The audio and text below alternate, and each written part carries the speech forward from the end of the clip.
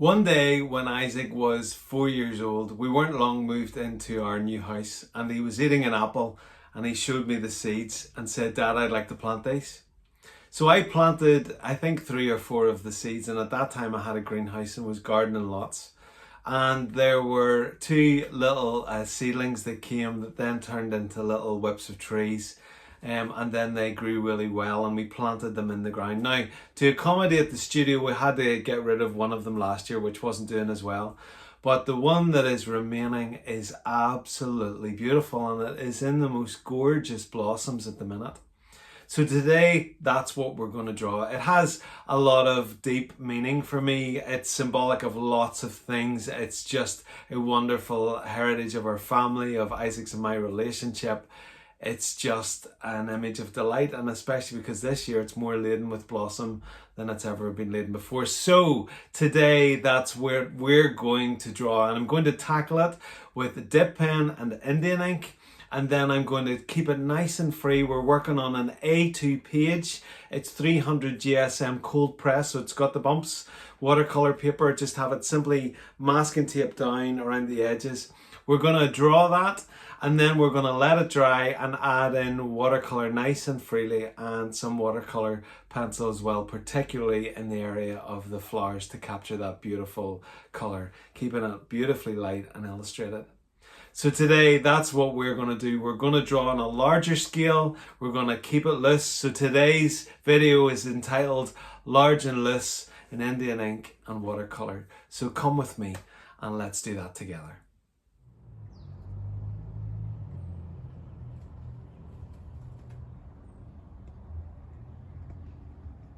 So this is the lovely big sheet of paper that we're going to be using.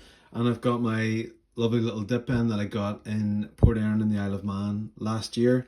And then, I don't know why I still keep it in the box, I know I said that before, but it's the little Winsor Newton ink. So it comes in the gorgeous little, it always reminds me of like the inkwells must have been like this back in the day. So the lovely Indian ink there. So I've got the picture in front of me, and I want to work as quickly as I can and try and capture something of the feeling of this beautiful scene of the apple tree. So I'm just really gonna dive in. I'm not going to be overly conscious of the marks that I'm making, and I'm certainly not going to be precious in any shape or form, but just want to follow kind of the feel of the thing. So I'm just looking and then letting my hand just do what it's doing to try and capture the feel of this beautiful apple tree. I'm so pleased with it this year because it has really come into its own, and hopefully it's given us a little bit of fruit before, but it has never had ever as many beautiful blossoms. So I'm hoping that it's actually in some shape or form reaching a kind of maturity. Well, certainly the place where it can produce fruit. Now, I had tried some of the apples before, and they were incredibly bitter. Now, I don't know, maybe some of you watching will know, but I don't know whether is it that as an apple tree gets older, the fruit kind of starts to taste better. I don't know, but I'm hopeful this year might be different. Now, obviously, the annoying thing about Indian ink is that you have to dip in and out, but also the wonderful thing about it is that you have to dip in and out, and it's part of the process. So if you're using Indian ink, just really be aware of that. So there's other things that I would do when I'm drawing like this, and there's certain things, there's nearly like a kind of a muscle memory goes on, and I would just, as I'm drawing one part of something, I kind of learn how it is, and then I can effectively kind of recreate that, and it's a muscle memory. And the other thing that you can do, notice that big dollop of ink that I over dipped into the pot.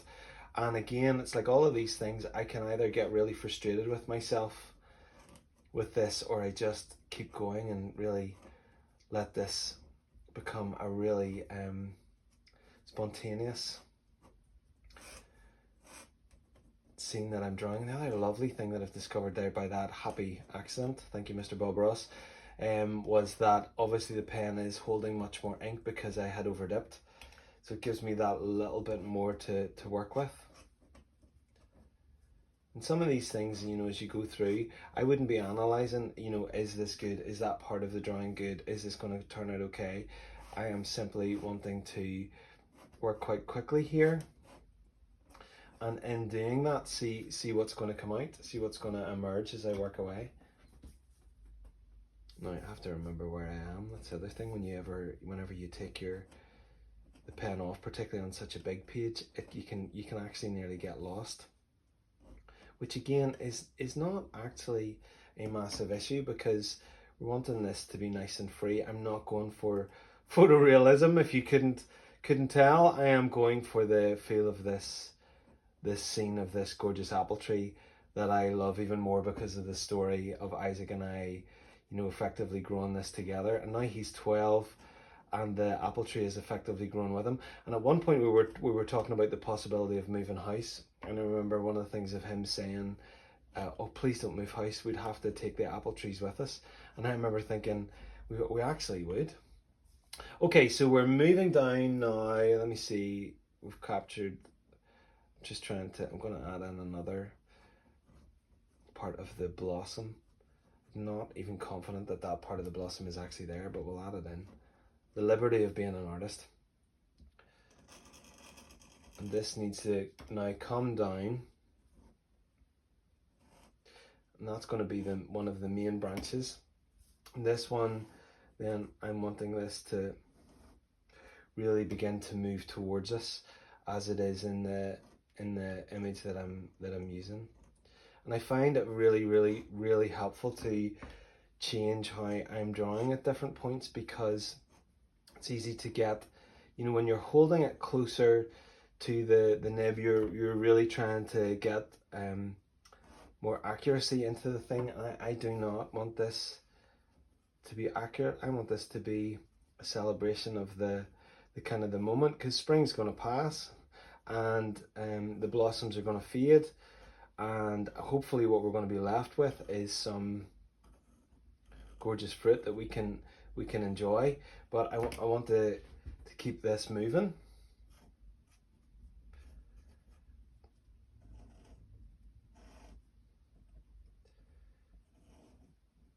There's another big pool of ink happening. They almost look like butterflies, those parts of the branch there. But I also want to, so we've got that, just trying to reorientate myself at different areas, because as I said, it can be really easy to get lost whenever you're drawing quickly and you're trying to capture it as it is. Now the other thing that I like about this process with the Indian ink is you cannot just draw immediately. You really have to let this draw. So it gives you a little bit of breathing space and also gives you the opportunity to walk away from it. Let it dry. Now you could probably force it with the hairdryer, but I'm not going to do that this time. I want to take time and come back to this. Now obviously in the time that you're going to be seeing this, it's not going to be any time at all, but for me it gives me that lovely gap to be able to just sort of view it as it actually is. So we're just going to keep going, and I'm very aware that there is loads of space underneath here, so I want to really force myself to move this drawing, keep it moving down so that I don't get just the top half of the picture. It's going to have the subject that I'm actually drawing. Now the blossoms, because they're getting closer to us, are going to get much bigger, and that again can be something that you trip over, because then, okay, well they're bigger, so does that then mean that they have to have masses and masses of detail? And I certainly don't feel that to be the case, so I'm just going to keep going and keep moving this around and capturing this, and just really noticing. Did you see there I went over, I was about to go over to one of the leaves instead of part of the blossom. So we're just trying to capture, and it's this scratching. I absolutely adore the scratchiness that you get with this. It's just such a joy, and it really affects, and you can also obviously vary then the pressure that you're putting onto the paper. As we're moving down here, and then we're capturing more of the leaves. There's just leaves now in this bit, so keep remembering to dip in.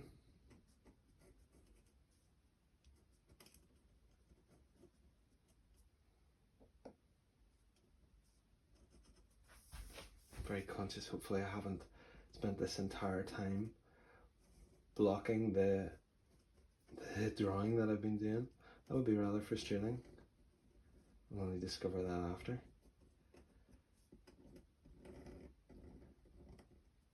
You hear the lovely scratchiness. If you have never used a dip pen, I think I bought this dip pen for, I think it was maybe £2 or £3. And then the Indian ink is so not expensive. So it is really, it would urge you as something to really try to do. I'm also further away here, which is also going to affect the quality of the line that I'm producing. Okay, I'm going to leave that one there.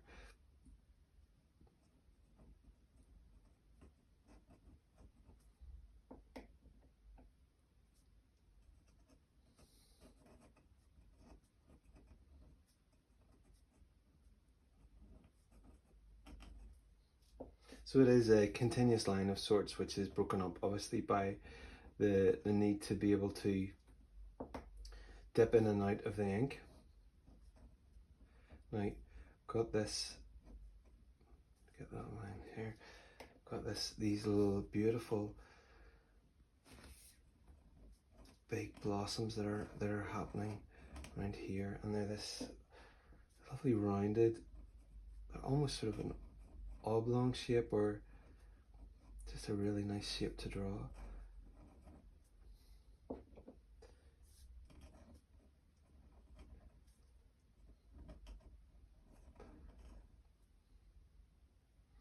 And there's lots of things that we will capture more of the detail and the colours and the tones whenever we're actually going in. Obviously we'll capture the tones and the colour with the watercolour, but this just allows us to give a kind of a framework for what we're going to add then with the watercolour, and I intend to add it really generously and also with liberty.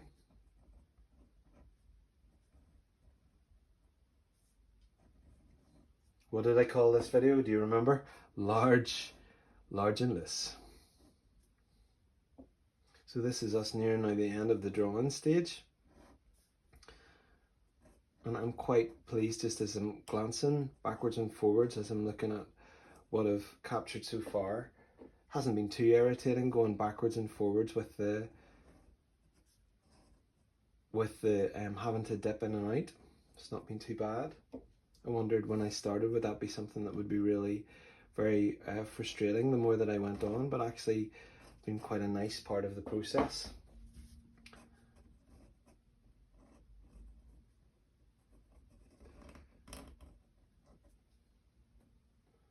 And there we are, coming to the very last leaf, and some jaggedy lines just to boot, and one last dip. We'll sign it just very quietly, just down here. Okay, so that is the drawing that I'm going to work with. We've got some big dollops here which are going to take a little bit of time to dry, and other parts of the branches. Now I wonder, that's really a part of the tree trunk there. I don't know, actually I'll just leave that. So that's also part of the process, is when you're assessing at the end of your drawing, thinking, okay, is there more that I need to do? You know, what needs adjusted here? So we're just going to leave this to dry, and then we're going to come back to it, and we're going to begin to add watercolour via half pan, and also with Derwent Inktense brushes, or not brushes, with pencils. Okay, so the ink is now dried, and the ink is now dry, and we're going to start off with some of the Derwent Inktense, and we're going to mix between using brush and watercolour. So what I'm going to do is we're going to start off by selecting this Shiraz, and we're just going to just add in certain little areas of it. Now at this point it looks absolutely like nothing because these are the Inktense watercolor pencils by who are they by? I can't even remember. Derwent. Apologies about that. Derwent, and what we're going to be doing initially is getting really just putting in just some little areas and keeping the movement of the pencil really as free as it was whenever we were drawing in the first case. So I've moved there now to using a chili red, which is a really lovely rich red, and we're gonna use some of that again just as we go down into this little bit in here. So not worrying if the pen and my excitement is moving, or the pencil and my excitement is moving around maybe in a way a little bit faster than I normally would, or spilling over in some different areas. We are not worried about that at all. We are just looking to try and capture something of this scene in a really nice, large and loose, illustrated, nice and free style. And again, if you're finding that you're wanting to loosen up a bit, then I want to suggest that hold the pencil further back. I'm trying to move it in sort of in different areas here. So we've got just I'm holding it sort of more kind of side on to give me some sort of purchase on it. And then I am also just keeping it moving. I find that really, really helpful when I keep the energy in the pencil moving around and keeping going. And what we're going to do then is we're going to move. That's all we're going to do with the watercolor pencil. And I'm going to get my lovely large. It's the pointed wash, and it's the Aquafina one by Rowney. And we are just going to start mixing. Now I'm using the Daniel Smith's half pans, and we're just going to start mixing. The greens in this image are really lovely and light, so we're gonna really want to maximize on that. And we're mixing in some of it's like a sap green with a little bit of yellow ochre, just to lighten it up that little bit, and holding the brush nice and far back so we can really just keep moving it around. And this is relying really on me and not staying in the lines, and we're keeping it nice and fast and nice and free. Now I'm not really wanting to touch any of the watercolor pencil at this point. We are wanting to get that nice and more rich. That's what I was looking for.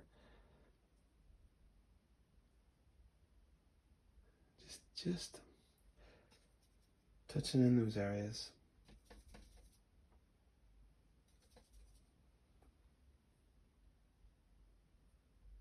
Just noticing they're there, noticing where the leaves are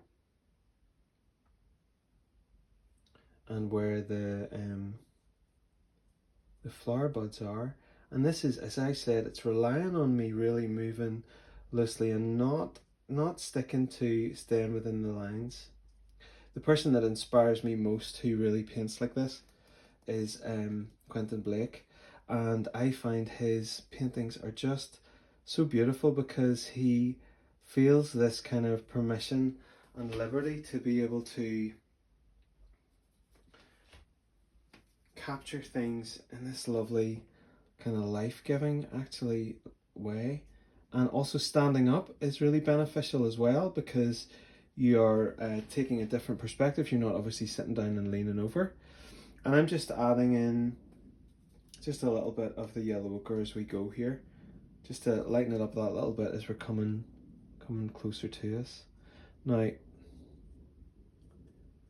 this is really the first layer, and not that there's going to be that many layers in this, because this is really quite alive and quite free. I'm going to keep the drips nice and light. Now, for the colour of the branches, I'm going to take, got some of the Indian red, and I'm mixing in some of the burnt umber. I'm taking in some of the Daniel Smith's lovely undersea green as well, because mixing all of those in together is going to hopefully give me a nice rich tone for the bark, which doesn't at this point, because it's really new growth on the plant, then it's, you know, it doesn't need to be, there's some of that green spilling out. That's the other lovely thing about this, because we're keeping this nice and loose, then actually it doesn't matter if the colors are mingling that little bit.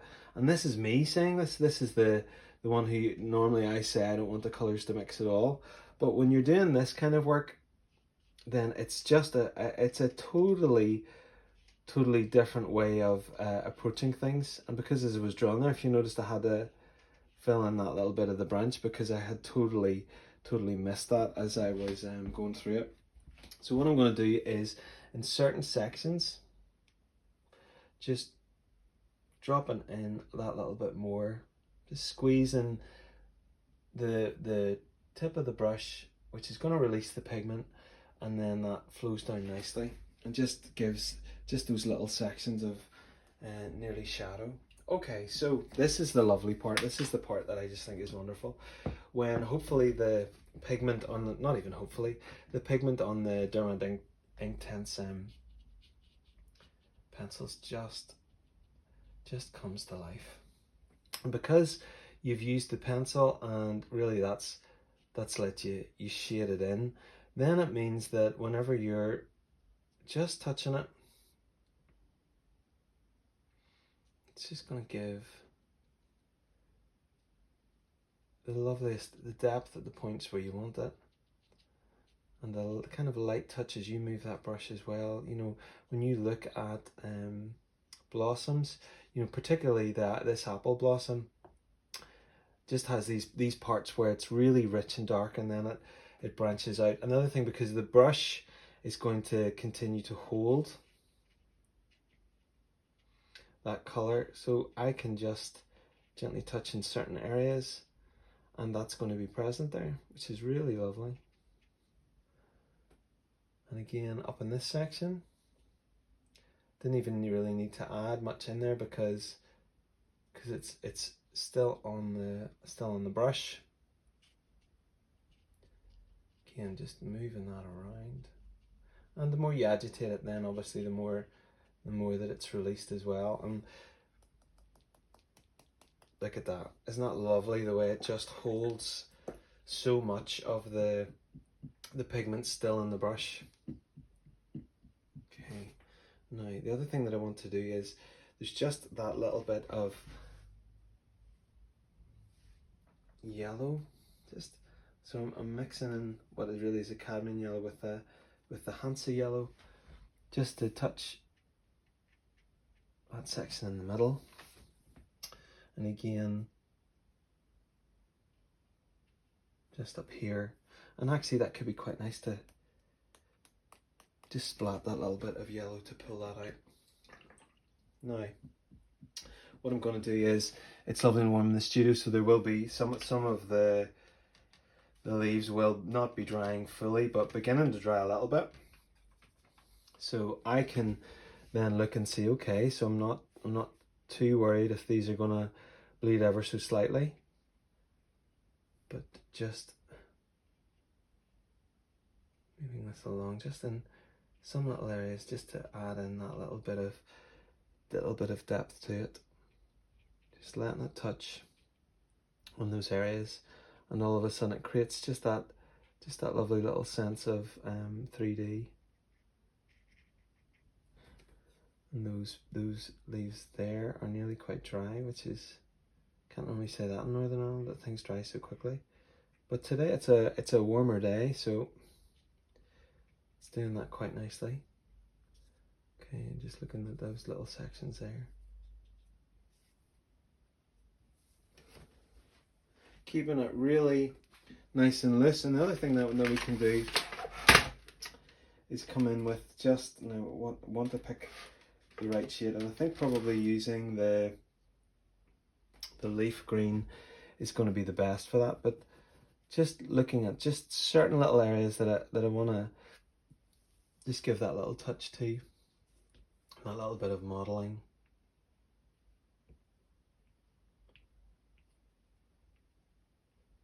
Keeping it nice and loose and free.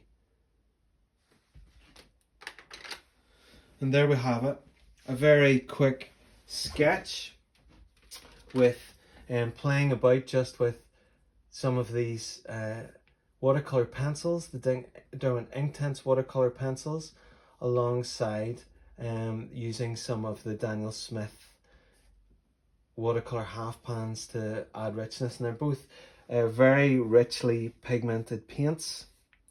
Just as you can see there, I'm just looking in those little areas where I just want to pick up on just some of the little nuances that are happening there of the pinks. It's a lovely, it really does give you that permission. I always talk about in watercolor where you don't want to be continually fiddling, but actually in this case, it's a nice thing to do. So there is my large and loose watercolor and ink painting of my son's apple tree in blossom. So there you have it, a large and loose drawing of my son's beautiful apple tree in blossom. I really hope you enjoyed seeing how I tackled that and just really finding freedom and liberty as you're scratching that Indian ink onto a larger sheet and not counting anything really as a mistake and adding quickly then watercolor and the watercolor pencil to it to just give it that real explosion of color. Thanks so much for taking the time to watch this video. Really appreciate your comments and your suggestions and your likes. And you're a great bunch. I really appreciate the community that we're building here. Thanks so much for taking the time to watch this video. And do join me again and like and subscribe. And we will see you soon. Bye for now.